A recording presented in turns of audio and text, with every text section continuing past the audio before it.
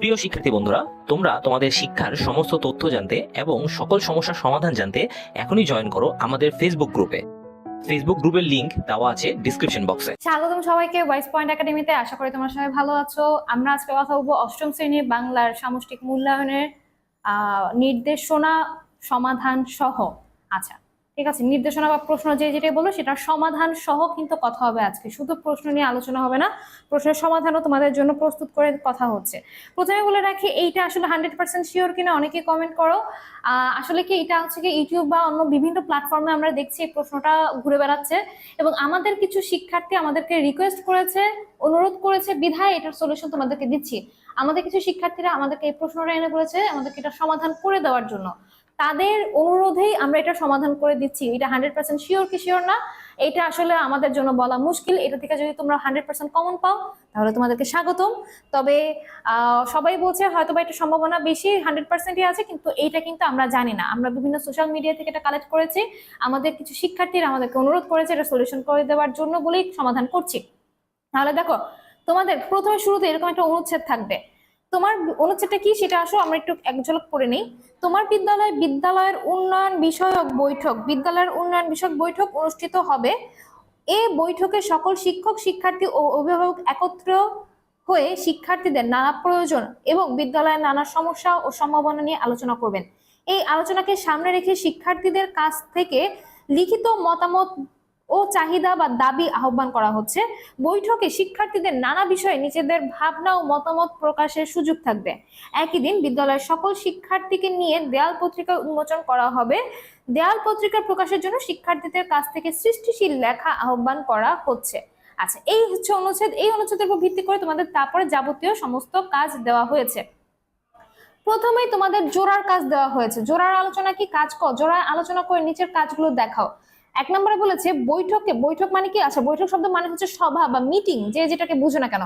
সেই বৈঠককে সামনে রেখে এবং বৈঠকের দিনকে কেন্দ্র করে পাশের সহপাঠীর সাথে আলোচনা করে নিচের কার্যক্রম গুলো অনুসরণ করো, এরপরে খাতায় লেখো।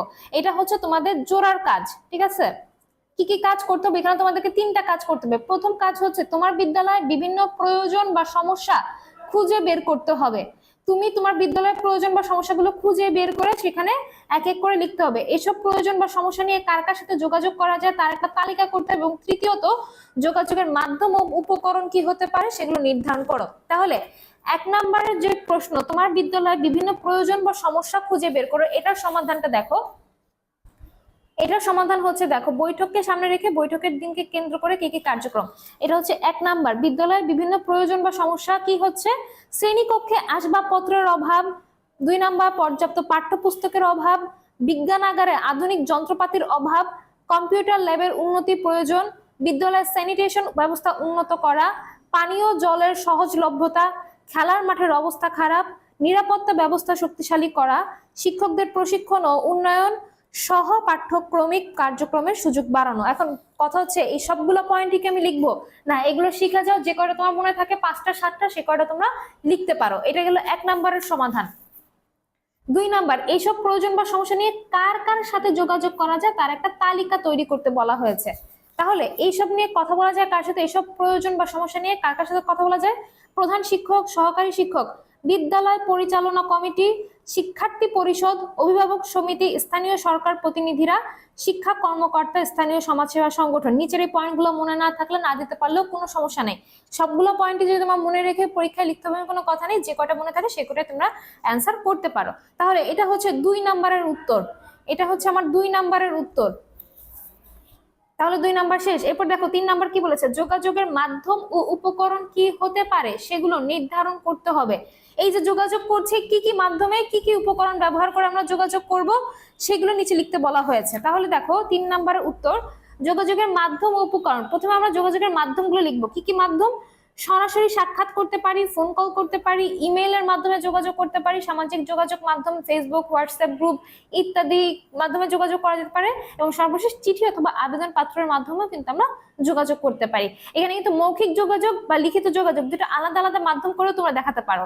মৌখিক যোগাযোগের মধ্যে এইগুলো কিন্তু মৌখিক যোগাযোগের মাধ্যমে পড়ছে, আর এই 3টা হচ্ছে তোমার লিখিত যোগাযোগ। এগুলো হচ্ছে লিখিত যোগাযোগ। আর এই দুইটা হচ্ছে মৌখিক যোগাযোগ। তোমরা চাইলে সেগুলো আলাদা করে লিখে দেখাতে পারো, যেহেতু এখানে কোনো স্পেসিফিক্যালি কিছু বলে নাই তাই আমি মৌখিক আর লিখিত দুটো একসাথে করে দেখিয়েছি। তাহলে এই মাধ্যমে যোগাযোগ করতে পারি। এবার আসো যোগাযোগের উপকরণ কি কি হতে পারে। সমস্যা ও প্রয়োজনের তালিকা, প্রয়োজনীয় ডকুমেন্টেশন ও প্রমাণ, সমস্যার চিত্র বা ছবি, শিক্ষার্থীদের মতামত ও দাবিপত্র, ইমেল ঠিকানা ও ফোন নাম্বারের তালিকা, এইগুলো হচ্ছে আমার উপকরণ হতে পারে। তাহলে আশা করি তোমরা 3 নাম্বারের উত্তর বুঝতে পেরেছো। এটা হচ্ছে তোমাদের 3 নাম্বারের উত্তর। তাহলে আমাদের 3 নাম্বারটাও শেষ। এরপর দেখো তোমাদের এখানে বলেছে কাজগুলো করতে গিয়ে কোন বিষয়গুলো তুমি নিজে খুঁজে পেয়েছো আর কোনগুলো আলোচনার মাধ্যমে উঠে এসেছে তা উল্লেখ করতে হবে। প্রয়োজনে আলাদা ছক ব্যবহার করতে পারো। আচ্ছা, এইখানে যে তুমি একটা ছক করেছিলে সেখান থেকে এই যে প্রথমে যে একটা তালিকা তৈরি আমরা করেছিলাম, প্রথমে এই যে তালিকাগুলো, এখানে কোন সমস্যাগুলো তোমার খুঁজে বের করা আর কোনটা তোমার বন্ধুর খুঁজে বের করা, এরকম একটা ছক করে তুমি সেটা লিখতে পারো যে এইগুলো হচ্ছে তোমার খুঁজে বের করা আর এগুলো হচ্ছে বন্ধুর খুঁজে বের করা। তোমার কোনগুলো শ্রেণীকক্ষে আসবাবপত্রের অভাব, পর্যাপ্ত পাঠ্যপুস্তকের অভাব, বিজ্ঞানাগারের আধুনিক যন্ত্রপাতির অভাব, কম্পিউটার ল্যাবের উন্নতি, বিদ্যালয়ের স্যানিটেশন ব্যবস্থার উন্নত করা, পানীয় জলের সহজলভ্যতা। বাকি যেগুলো সেগুলো হচ্ছে তোমার বন্ধুর পাওয়া। আশা করি এটা বুঝতে পেরেছো। বৈঠক দিন সংক্রান্ত কার্যক্রম তাহলে কি কি হচ্ছে এগুলো যে সংক্ষেপে লিখতে পারো। তাহলে শিক্ষার্থীদের মতামত ও চাহিদা তুলে ধরা, প্রয়োজনীয় তথ্য উপস্থাপন করা, দেয়াল পত্রিকার জন্য সৃষ্টিশীল লেখা জমা দেওয়া, বৈঠকের ফলাফল বা সিদ্ধান্তগুলো তালিকা দেওয়া। এইগুলো তোমরা উল্লেখ করলেও পারো, না করলেও পারো, সেটা আসলে এখানে তোমাদেরকে চাইনি আলাদা করে। তাহলে এইটা হচ্ছে তোমার শেষের যে নির্দেশনা সেটার উত্তর এই যে এইটার উত্তর হচ্ছে এইটা। তাহলে তোমাদের কাজ 1 শেষ। এবার দেখো কাজ নাম্বার 2 কি বলেছে। তালিকা থেকে যে কোনো একটি প্রয়োজন বা সমস্যা নিয়ে 2টি যোগাযোগের নমুনা তৈরি করো। তালিকা থেকে আমরা অনেকগুলো প্রায় 10টার মতো সমস্যা নিয়ে কথা বলেছে, তার মধ্যে থেকে যে কোনো 2টা নিয়ে কথা বলতে হবে। নমুনা 2টির একটি হবে কি, একটা হচ্ছে মৌখিক যোগাযোগ আর একটা হবে লিখিত যোগাযোগ। এই নমুনা 2টি হবে তোমার তালিকা থেকে যে কোনো 2জন ব্যক্তিকে ঘিরে। আমরা যে তালিকা করেছিলাম 2 নম্বরে, সেই তালিকা থেকে এখানে যে একটা তালিকা তৈরি করেছিলাম সেখান থেকে যে কোনো 2জন ব্যক্তিকে নিয়ে আমার এই 2টা নমুনা তৈরি করতে হবে। তাহলে আসো আমরা একটু দেখে নিই। প্রথমে বলেছি কি মৌখিক যোগাযোগের একটা নমুনা। মৌখিক যোগাযোগের নমুনা হচ্ছে এইটা। 2 নম্বরে মৌখিক যোগাযোগের উদাহরণ, এটা হচ্ছে 2 এর উত্তর। এটা হচ্ছে তোমার 2 এর উত্তর, ঠিক আছে।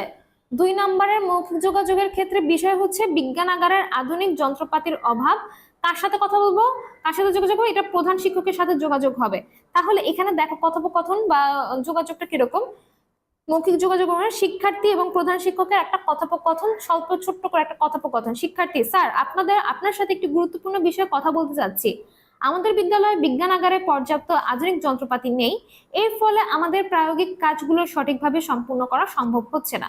প্রধান শিক্ষক: হ্যাঁ, এই সমস্যার কথা আমি জানি। তোমরা কেমন যন্ত্রপাতির অভাব অনুভব করছো? শিক্ষার্থী: স্যার, আমরা বিশেষ করে মাইক্রোস্কোপ, ভোল্টমিটার, অ্যামিমিটার, টেস্ট টিউব ইত্যাদির অভাব অনুভব করছি। এগুলো না থাকায় আমাদের প্রায়োগিক কাজ সঠিকভাবে করা সম্ভব হয় না এবং পরীক্ষা ও গবেষণার কাজে পিছিয়ে পড়েছি।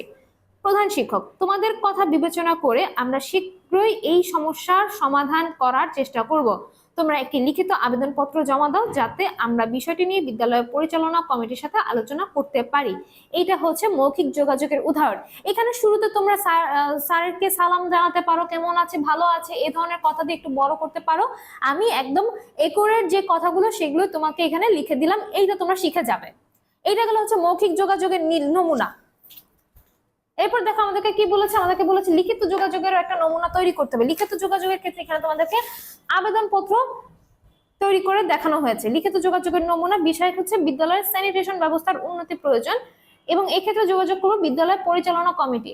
আচ্ছা, তাহলে উদাহরণ দেখো। প্রথমে আমরা দরখাস্ত লেখা যেভাবে লিখি, আবেদনপত্র যেভাবে লিখি, প্রথমে তারিখ, তারপর কার বরাবর লিখছি, বিদ্যালয়ের নাম, এখানে ক বিদ্যালয় দিয়েছে তোমরা তোমাদের বিদ্যালয়ের নাম এবং স্থান দিবে। ঢাকা হলে ঢাকা, যশোর হলে যশোর, বগুড়া হলে বগুড়া, তোমার যে যেখানে থাকো সেখানে স্থানের নাম দিবে। বিষয় লিখতে হবে বিদ্যালয়ের স্যানিটেশন ব্যবস্থার উন্নতি চাই। তারপরে সবিনয় নিবেদন, এই যে বিনীত প্রার্থনা, এই যে যা লেখা শুরু করবে। আমরা বিদ্যালয়ের শিক্ষার্থীরা আপনার দৃষ্টি আকর্ষণ করতে চাই যে আমাদের বিদ্যালয়ের স্যানিটেশন ব্যবস্থা অত্যন্ত দুর্বল। প্রায় বিদ্যালয়ের টয়লেটগুলো পরিষ্কার থাকে না এবং পানীয় জলের ব্যবস্থা সঠিকভাবে কাজ করে না। এর ফলে আমাদের স্বাস্থ্যহানি ঘটে এবং বিদ্যালয়ের পরিবেশও খারাপ হয়ে যায়। আমরা আপনাদের কাছে বিনীত অনুরোধ করছি যে স্যানিটেশন ব্যবস্থার উন্নতির জন্য প্রয়োজনীয় ব্যবস্থা গ্রহণ করা হোক। টয়লেটগুলো নিয়মিত পরিষ্কার পরিচ্ছন্নতা নিশ্চিত করা এবং পানীয় জলের পর্যাপ্ত ব্যবস্থা নিশ্চিত করা অত্যন্ত জরুরি। আশা করি আপনারা আমাদের এই সমস্যার দ্রুত সমাধান করবেন। ধন্যবাদ আনতে এখানে তোমার নাম, শ্রেণী, রোল, শাখা ইত্যাদির বিষয় উল্লেখ করতে হবে। ঠিক আছে, এইটা হচ্ছে তোমাদের লিখিত যোগাযোগের নমুনা। আশা করি তোমরা বুঝতে পেরেছো। ঠিক আছে, এইটা তাহলে গেল তোমাদের 2 নাম্বার কাজের কথা শেষ। 2 নাম্বার লাস্টে দেখো কিছু কথা বলেছি যে নমুনা 2টি তৈরি করে পাশের সহপাঠীর সাহায্য নেওয়া যাবে। তৈরি করার ক্ষেত্রে সহপাঠীর সাথে কথা বলে তুমি কোন কোন বিষয় জানতে পেরেছো তা যোগাযোগের নমুনা লেখার আগে সংক্ষেপে আলাদাভাবে তুলে ধরতে হবে। নমুনার ধরুন ও বিষয়বস্তু এক হওয়া যাবে না। আচ্ছা, এখানে আসলে কি জানতে পেরেছো সেটা লিখতে হবে। সংক্ষেপে তোমরা এটা লিখতে পারো যে মৌখিক যোগাযোগের আলোচনার ক্ষেত্রে কি জানতে পেরেছো বা শিখতে পেরেছো, লিখিত যোগাযোগের আলোচনার ক্ষেত্রে কি শিখতে পেরেছো, এটা সংক্ষেপে এইভাবে তোমরা চাইলে লিখতে পারো। তাহলে 2 নাম্বারটা তোমাদের শেষ। 2 নাম্বার কাজ তোমাদের কিন্তু শেষ হয়ে গেল। এরপর আসো আমরা 3 নাম্বার কাজে যাই। কাজ ক শেষ, কাজ খ কি বলেছে একটু দেখো। কাজ খ বলেছে এটা একটা দলীয়গত কাজ। দলগত কাজটা কিভাবে করবে একটু দেখে নাও। দলগত বললেও কিন্তু এখানে তোমাকে কাজটা এককভাবেই করতে হবে। দেয়াল পত্রিকায় দেওয়ার জন্য রচনা তৈরি করো। একটা রচনা তৈরি করতে বলেছে, রচনাটি তৈরি করতে নিচের নির্দেশনা ও নমুনাগুলো অনুসরণ করো।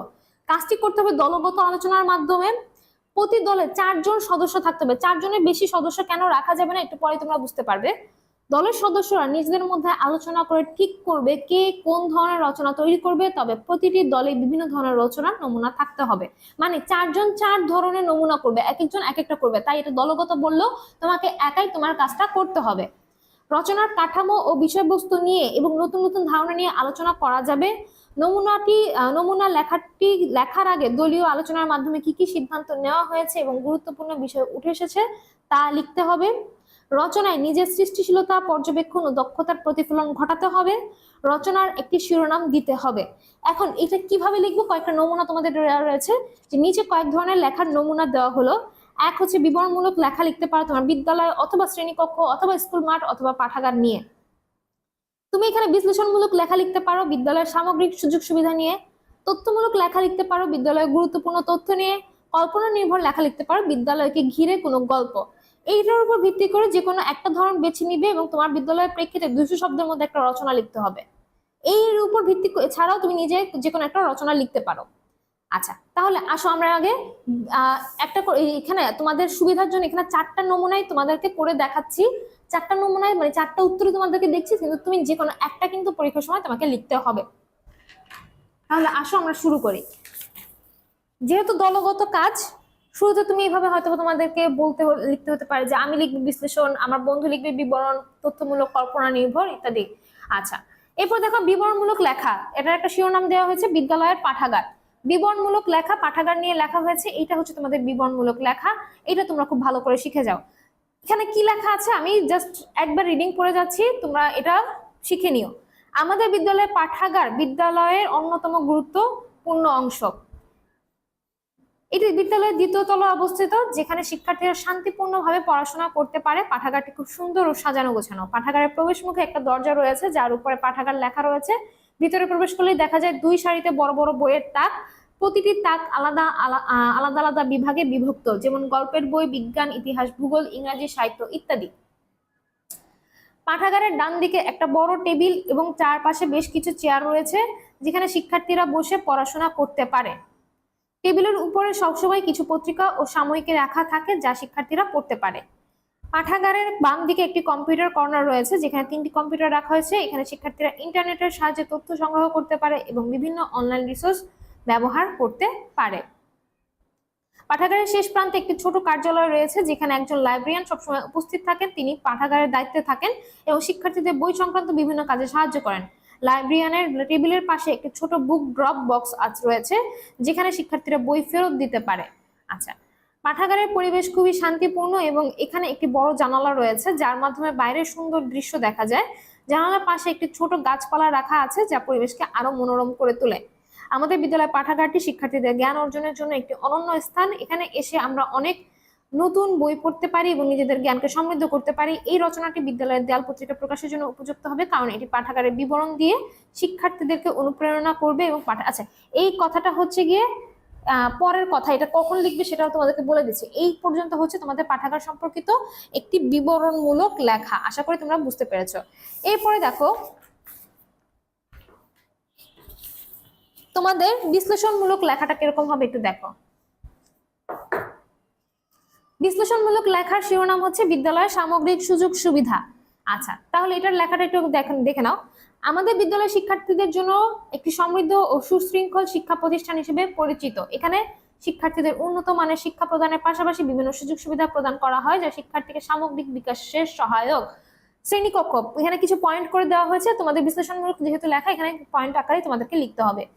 আমাদের বিদ্যালয়ের শ্রেণীকক্ষ প্রশস্ত ও সুসজ্জিত, প্রতিটি শ্রেণীকক্ষে পর্যাপ্ত আলোর ব্যবস্থা রয়েছে এবং আসনগুলো বিন্যাস এমনভাবে করা হয়েছে যাতে শিক্ষার্থীরা সহজে মনোযোগ কেন্দ্রীভূত করতে পারে। কিছু শ্রেণীকক্ষে প্রজেক্টর ও স্মার্ট বোর্ডের ব্যবস্থা রয়েছে যা শিক্ষাদান প্রক্রিয়াকে আরো ইন্টারেক্টিভ এবং আকর্ষণীয় করে তোলে। তোমরা তোমাদের শ্রেণীকক্ষের বিবরণ তোমাদের মতো করে এখানে দিবে। বিজ্ঞানাগার নিয়ে কথা বলা হয়েছে। আমি কথা বলতে গেলে ভিডিওটা অনেক বড় হয়ে যাবে, তোমরা একটু দেখে নাও, পড়ে নাও। এখানে বিজ্ঞানাগারের পর রয়েছে পাঠাগার, কম্পিউটার ল্যাব, খেলার মাঠ, নিরাপত্তা ব্যবস্থা এবং উপসংহার। এই মিলে হচ্ছে সম্পূর্ণ একটি বিশ্লেষণমূলক লেখা এখানে লিখে দেখানো হয়েছে। তোমরা একটু দেখে নাও বা স্ক্রিনশট নিয়েও রাখতে পারো পরবর্তীতে খাতায় তোলার জন্য। খাতায় লিখে যদি শিখতে চাও সেক্ষেত্রে স্ক্রিনশট নিয়ে রাখতে পারো। লিখে লিখে যদি তোমরা চেষ্টা করো শেখার, সেটা দ্রুত কাজে দেবে। তো এখানে পাঠাগার পর্যন্ত রয়েছে। এরপর দেখো কম্পিউটার ল্যাব থেকে শুরু করে আবার উপসংহার পর্যন্ত। আশা করি তোমরা বুঝতে পেরেছো। এটা হচ্ছে তোমাদের বিশ্লেষণমূলক লেখা। ঠিক তারপরে হচ্ছে তথ্যমূলক লেখা নিয়ে যদি কথা বলি, বিদ্যালয়ের গুরুত্বপূর্ণ তথ্য, আমার বিদ্যালয়ের গুরুত্বপূর্ণ তথ্য, এরকম একটা শিরোনাম তোমরা দিতে পারো। আচ্ছা, আমাদের বিদ্যালয়টি প্রতিষ্ঠার পর থেকে শিক্ষাক্ষেত্রে অগ্রগতি এবং শিক্ষার্থীদের সমৃদ্ধির লক্ষ্যে কাজ করে যাচ্ছে। এখানে বিদ্যালয়ের কিছু গুরুত্বপূর্ণ তথ্য তুলে দেওয়া হলো যা আমাদের বিদ্যালয় সম্পর্কে বিস্তারিত ধারণা দিবে। 1 নম্বর হচ্ছে প্রতিষ্ঠা ও অবস্থান, তোমার বিদ্যালয়ের প্রতিষ্ঠা কত সালে, অবস্থান সেটা তোমাকে লিখতে হবে। 2 নম্বর বিদ্যালয়ের ঠিকানা, এটা তোমার বিদ্যালয়ের ঠিকানা অনুযায়ী তোমাকে এখানে লিখতে হবে। এরপর হচ্ছে অবকাঠামো, তোমার বিদ্যালয়ের অবকাঠামো, এখানে কি ভবন আছে কতটি, খেলার মাঠ আছে কিনা, পাঠাগার কতগুলো আছে, শ্রেণীকক্ষ কতগুলো আছে, কম্পিউটার ল্যাব আছে কিনা, এইসব বিষয়গুলো অবকাঠামোতে উল্লেখ করতে হবে। এরপরে শ্রেণীকক্ষ ও শিক্ষার্থী সংখ্যা, কতগুলো শ্রেণীকক্ষ রয়েছে এবং কতগুলো তোমাদের কতজন শিক্ষার্থী রয়েছে এগুলো এখানে উল্লেখ করতে হবে। শিক্ষক মন্ডলী, এখানে তোমাদের শিক্ষক নিয়ে কথা বলতে হবে, শিক্ষক মন্ডলী নিয়ে। এরপর পরীক্ষার ফলাফল নিয়ে কথা বলতে হবে। পাঠাগার যদি থেকে থাকে সেটা নিয়ে, বিজ্ঞান ও কম্পিউটার ল্যাব নিয়ে কথা বলতে পারো, স্যানিটেশন ব্যবস্থা নিয়ে কথা বলা যেতে পারে, অভিভাবক সমিতি নিয়ে কথা বলতে পারো এবং লাস্ট হচ্ছে উপসংহার। এই বিষয়গুলো নিয়ে হচ্ছে গিয়ে তোমাকে একটি তথ্যমূলক লেখা তৈরি করতে হবে। যেহেতু এটা তথ্যমূলক লেখা, এখানে কিন্তু অনেক তথ্য দিতে হবে, ঠিক আছে। তোমাদের এখানে প্রত্যেকটা পয়েন্টে কিন্তু দেখো, তোমরা যদি একবার রিডিং পড়ো দেখে এখানে অনেক তথ্য রয়েছে, তোমাদেরকে কিন্তু প্রত্যেকটা পয়েন্ট ধরে ধরে কিন্তু তথ্য উল্লেখ করতে হবে। আশা করি তোমরা বুঝতে পেরেছো। শিক্ষক মন্ডলী পর্যন্ত এখানে রয়েছে, স্ক্রিনশট নিয়ে রাখতে পারো। এরপর পরীক্ষার ফলাফল থেকে একদম উপসংহার পর্যন্ত স্ক্রিনশট নিয়ে রাখতে পারো। এইভাবে কিন্তু তোমাদেরকে লিখতে হবে, ঠিক আছে। তাহলে এটা গেল হচ্ছে তথ্যমূলক লেখা, বিশ্লেষণমূলক, তথ্যমূলক, বিবরণমূলক লেখার পরে এরপর আসো কল্পনা নির্ভর লেখা। আচ্ছা, এখানে হচ্ছে একটা শিরোনাম দিতে হবে, রহস্যময় বিদ্যালয়, এই শিরোনামটা দেওয়া হয়েছে। এখানে একটা গল্প লেখা হয়েছে আসলে মূলত তোমার বিদ্যালয় নিয়ে। তুমি তোমার মতো একটা গল্প লিখতে পারো। এখানে আমি যে গল্পটা লিখছি জাস্ট একবার রিডিং তোমাদেরকে পড়ে শোনাই। একদিন আমাদের বিদ্যালয়ে অদ্ভুত কিছু ঘটতে শুরু করলো। এটি ছিল একটি সাধারণ সকাল। আমরা সবাই ক্লাসে বসে পড়াশোনা করছিলাম। হঠাৎ বিদ্যুৎ চলে গেল এবং পুরো স্কুল অন্ধকারে ডুবে গেল। সাধারণত বিদ্যুৎ চলে গেলে জেনারেটর চালু হয়, কিন্তু সেদিন জেনারেটর কাজ করছিল না। আমরা কিছুটা উদ্বিগ্ন হলেও ভাবলাম এটা হয়তো সাময়িক সমস্যা। বিদ্যুৎ ফিরে আসার অপেক্ষায় আমরা সবাই শ্রেণীকক্ষের বাইরে বেরিয়ে এলাম। তখনই আমাদের বিজ্ঞান শিক্ষিকা মিস কিরণ আমাদেরকে বললেন যে তিনি কিছু অদ্ভুত শব্দ শুনেছেন বিজ্ঞানাগারের দিক থেকে। আমরা সবাই কৌতূহল নিয়ে বিজ্ঞানাগারের দিকে গেলাম। বিজ্ঞানাগারে পৌঁছে দেখলাম দরজা খোলা, যদিও সাধারণত দরজা সময় বন্ধ থাকে। ভিতরে প্রবেশ করে আমরা দেখতে পেলাম কিছু যন্ত্রপাতি নিজে থেকেই চালু হয়ে আছে, যদিও বিদ্যুৎ ছিল না। মিস কিরণ হতবাক হয়ে গেলেন এবং দ্রুত প্রধান শিক্ষককে খবর দিলেন। প্রধান শিক্ষক মিস্টার রহমান আমাদের সাথে বিজ্ঞানাগারে এসে সবকিছু পরীক্ষা করতে লাগলেন। তখনই একটি পুরানো ডায়েরি খুঁজে পেলেন যা বিজ্ঞানাগারের এক কোণায় রাখা ছিল। ডায়েরিটি খুলে পড়তে শুরু করতেই আমরা সবাই হতবাক হয়ে গেলাম। ডায়েরিতে লেখা ছিল, এই বিদ্যালয়ের বিজ্ঞানাগারে একটি রহস্যময় শক্তি বাস করে। প্রতি 10 বছর পর পর এই শক্তি সক্রিয় হয় এবং আশেপাশে কিছু অদ্ভুত কিছু ঘটনা ঘটায়। এই শক্তি বিজ্ঞানাগারে কিছু পুরনো যন্ত্রপাতির মধ্যে লুকিয়ে আছে। আমরা সবাই অবাক হয়ে গেলাম। ডায়েরি শেষ পাতার লেখা ছিল, যে কেউ এর রহস্য সমাধান করতে পারবে সে এই শক্তিকে নিজের পক্ষে ব্যবহার করতে পারবে। কিন্তু সেই ধৈর্যশীল ও সাহসী হতে হবে। আচ্ছা, এরপর দেখো কি লিখেছে, মিস্টার রহমান আমাদের সাথে আলোচনা করে সিদ্ধান্ত নিলেন যে আমরা সবাই মিলে এই রহস্য সমাধানের চেষ্টা করব। আমরা বিজ্ঞানাগারের যন্ত্রপাতিগুলো গভীরভাবে পরীক্ষা করতে শুরু করলাম। কিছুক্ষণ পর আমরা একটি পুরনো যন্ত্রের ভিতরে একটা ছোট বাক্স খুঁজে পেলাম। বাক্সটি খুলতে ভিতরে একটা ছোট কাগজ পাওয়া গেল, যেখানে লেখা ছিল শক্তি মুক্ত করতে হলে 3টি ধাঁধার উত্তর দিতে হবে। আমরা 3টা ধাঁধা পেলাম এবং ধাঁধাগুলোর উত্তর খুঁজতে শুরু করলাম। প্রথম ধাঁধাটি ছিল, আমি এমন কিছু যার চোখ নেই কিন্তু তা সবকিছু দেখতে পাই, আমি কি? আমরা কিছুক্ষণ চিন্তা করে বুঝতে পারলাম এটা আয়না। দ্বিতীয় ধাঁধাটি ছিল, আমি এমন কিছু যা জ্বালানো হয় অন্ধকারে কিন্তু নিজেই আলো দেয়, আমি কি? বুঝতে পারলাম এটা হচ্ছে একটি মোমবাতি। তৃতীয় ধাঁধাটি ছিল সবচেয়ে কঠিন, আমি এমন কিছু যা যত বেশি হয় তত কম দেখা যায়, আচ্ছা আমি কি? আমরা অনেক চিন্তা করে বুঝতে পারলাম একটা ধোঁয়া। যখন আমরা 3টি ধাঁধার উত্তর পেলাম, বাক্সটা খুলে গেল এবং একটি ছোট স্ফটিক বেরিয়ে এলো। স্ফটিকটি হাতে নিতে আমরা একটি শক্তিশালী আলোর ফ্ল্যাশ দেখলাম এবং সবকিছু স্বাভাবিক হয়ে গেল। বিদ্যুৎ ফিরে এলো এবং বিজ্ঞানাগারের যন্ত্রপাতিগুলো বন্ধ হয়ে গেল। আচ্ছা, মিস্টার রহমান স্ফটিকটি হাতে নিয়ে বললেন, আমরা এই রহস্য সমাধান করেছি এবং এই শক্তি এখন আমাদের হাতে। এটি আমাদের বিদ্যালয়কে আরো উন্নত করতে সাহায্য করবে। সেই দিন থেকে আমাদের বিদ্যালয়ে আর কোনো অদ্ভুত ঘটনা ঘটেনি, তবে আমরা সবাই জানি যে আমরা একটি বড় রহস্য সমাধান করেছি এবং এটি আমাদের সাহস ও ধৈর্যের প্রতীক হয়ে থাকবে। এই ছিল কল্পনা নির্ভর লেখা। তোমরা তোমাদের মতো করে যে কোনো ঘটনা লিখতে পারো অথবা এটাই তোমরা শিখে লিখতে পারো। ঠিক আছে, তাহলে এরপরে দেখো তোমাদের প্রশ্নে কি বলেছে। এরপর তোমাদের প্রশ্নে যেটা বলেছে, এখান থেকে তো এটা জানতে পারলাম যে 200 শব্দের মধ্যে এখানে প্রতিটা লেখাই কল্পনা নির্ভর, তথ্যমূলক, বিশ্লেষণমূলক এবং বিবরণমূলক। প্রত্যেকটা কথা আসলে 200 ওয়ার্ডের হয়তো একটু বেশি থাকবে, কারণ তোমরা পরীক্ষার সময় হয়তো বা পুরোটা মনে নাও রাখতে পারো, কিছুটা ভুলে যেতে পারো। তখন এখান থেকে তোমরা যতটুকু মনে পড়ে তোমরা 200 শব্দের মধ্যে ততটুকু লিখে ফেলতে পারবে। এটা তো তোমাদের লিখতে পারবে এখন রচনাটি। 2 নম্বর বলেছে, এই রচনাটি লেখার পরে কেন বিবরণমূলক, বিশ্লেষণমূলক, তথ্যমূলক, কল্পনা নির্ভর তার পিছনে যুক্তি দাও। আচ্ছা, এটা কেন বিশ্লেষণমূলক লেখা, কেন বিবরণমূলক লেখা? ধরো বিবরণমূলক লেখার যুক্তি হচ্ছে তোমরা যে বইয়ে শিখেছিলে বিবরণমূলক লেখার বৈশিষ্ট্য এবং বিবরণমূলক লেখা কি, এটা তোমাদেরকে এখানে লিখতে হবে। এই রচনাটি বিদ্যালয়ের দেয়াল পত্রিকায় প্রকাশের জন্য উপযুক্ত, কারণ পাঠাগারের বিবরণ হিসেবে মানবদেরকে অনুপ্রাণিত করবে এবং পড়াশোনার প্রতি আগ্রহ বাড়াবে। আচ্ছা, এখানে আসলে তোমাদেরকে লিখতে হবে তোমাদের বইয়ে যেটা আছে। আচ্ছা, যেমন তোমাদের বিবরণমূলক লেখা যদি তোমরা লিখে থাকো তখন তোমরা কিন্তু এখান থেকে লিখতে পারো, দুঃখিত, তোমরা যদি বিবরণমূলক লেখাটি লিখে থাকো তখন কিন্তু তোমাদের এখান থেকে তোমরা লিখতে পারো তোমাদের পৃষ্ঠা নাম্বার বইয়ের 53 বিবরণমূলক লেখাটা আসলে কি সেটা লিখবে এবং বিবরণমূলক লেখার বৈশিষ্ট্য, কেন এটাকে বিবরণমূলক লেখা বলা যেতে পারে সেটার বৈশিষ্ট্য তোমাদেরকে লিখতে হবে। তোমরা নিশ্চয়ই শুরুতে এটার বৈশিষ্ট্য লিখেছিলে। বিবরণমূলক লেখা সাধারণত সহজ ও আবেগ বর্জিত হয়, ভাষা হয় সহজ সরল, লেখার ধারাবাহিক হয়ে থাকে, শিরোনামের সাথে বিষয়ের মিল থাকে। এইগুলো কিন্তু তোমাদেরকে বিবরণমূলক লেখার বৈশিষ্ট্য তোমাদেরকে লিখতে হবে। তুমি যদি লেখো তো বিশ্লেষণমূলক লেখা লিখে থাকো তখন তোমাদের বইয়ের পৃষ্ঠা নম্বর হচ্ছে 59। বিশ্লেষণমূলক লেখাটা তোমাদের দুঃখিত, তোমাদের বইয়ে পৃষ্ঠা নাম্বার 65 বিশ্লেষণমূলক লেখা কি এবং বৈশিষ্ট্য লিখতে হবে। তোমাদের বইয়ের পৃষ্ঠা নাম্বার 65 এই যে বিশ্লেষণমূলক লেখা কি সেটা তোমাকে লিখতে হবে এবং এটার বৈশিষ্ট্য তোমাকে লিখতে হবে যে কেন এটা বিশ্লেষণমূলক লেখা। এখানে বৈশিষ্ট্যগুলো তোমরা তুলে ধরবে, তোমরা নিশ্চয়ই সেটা সমাধান করেছো। যদি না করে থাকো তোমরা কিন্তু এটা আসলে প্লেলিস্টে গেলে পেয়ে যাবে, ক্লাস 8 বাংলার প্লেলিস্টে, সেখানে তোমরা পেয়ে যাবে বিশ্লেষণমূলক লেখার বৈশিষ্ট্যগুলো তোমাদেরকে লিখতে হবে। তোমরা যদি ঠিক একইভাবে যদি চাও তথ্যমূলক লেখা লিখতে তখন তোমাদের বইয়ের পৃষ্ঠা নম্বর 59 তথ্যমূলক লেখা কি এবং এটা তোমার বৈশিষ্ট্যগুলো লিখতে হবে। একইভাবে কল্পনা নির্ভর লেখা যদি তোমরা লেখো 4টা থেকে যে কোনো একটা করে তোমাদেরকে লিখতে হবে। তাই বলে দিচ্ছি, যদি কল্পনা নির্ভর লেখা লেখো তোমাদের তাহলে পৃষ্ঠা নম্বর 74 কল্পনা নির্ভর লেখাটা কি বইয়ের পৃষ্ঠা নম্বর 74 সেখানে তোমরা সেটা পেয়ে যাবে এবং তার বৈশিষ্ট্য তোমাদেরকে লিখতে হবে। আশা করি তোমরা বুঝতে পেরেছো। এবার আসো কাজ গ। গ কি বলেছে, এটা হচ্ছে খুবই সহজ। উপরের তোমার লেখা উপরের রচনার ভিত্তিতে এককভাবে কাজটি করতে বলেছে। তুমি যেই লেখাটি লিখেছো সেইখান থেকে 2টি বাক্যের উদ্দেশ্য বিধেয়, উদ্দেশ্য প্রসারক, বিধেয় প্রসারক চিহ্নিত করো। তোমার যে লেখাটা তুমি লিখেছো সেখান থেকে যে কোনো 2টা বাক্য নিবে, সেই 2টা বাক্যর উদ্দেশ্য প্রসারক, বিধেয় প্রসারক সেটা তোমাকে বের করতে হবে। এখানে দেখো আমি তোমাদের জন্য 2টা বাক্য নিয়েছি। বাক্য বিশ্লেষণ, এখানে আমি নিয়েছি পাঠাগারের ডান পাশে একটি বড় টেবিল এবং চারপাশে বেশ কয়েকটি চেয়ার রয়েছে যেখানে শিক্ষার্থীরা বসে পড়াশোনা করতে পারে। একটু আগে তুমি যে অনুচ্ছেদ বা রচনাটি লিখেছো সেখান থেকে এই বাক্যটি নিয়েছি। এটার উদ্দেশ্য কি?